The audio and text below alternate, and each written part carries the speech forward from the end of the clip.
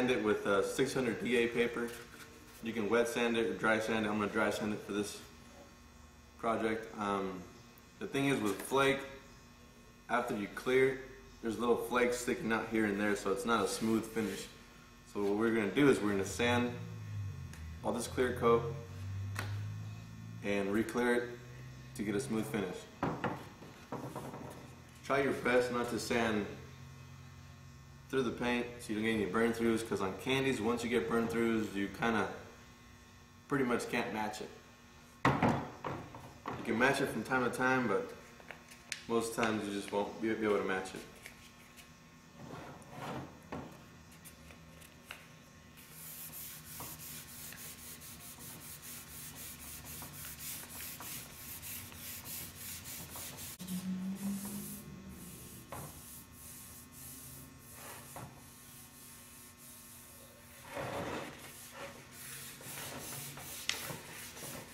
So pretty much we're just sanding orange peel.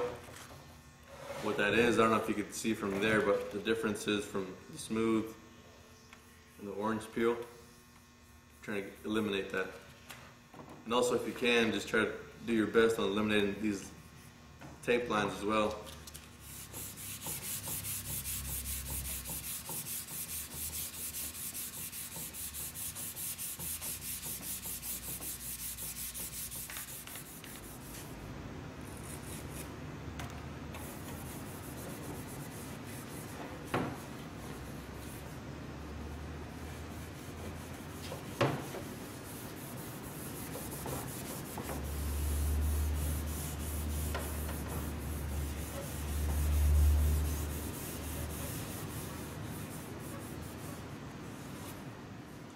After you get it done, I last used the Scotch-Brite, just to Scotch-Brite around the shiny parts, and then we wash it, ready for a final clear.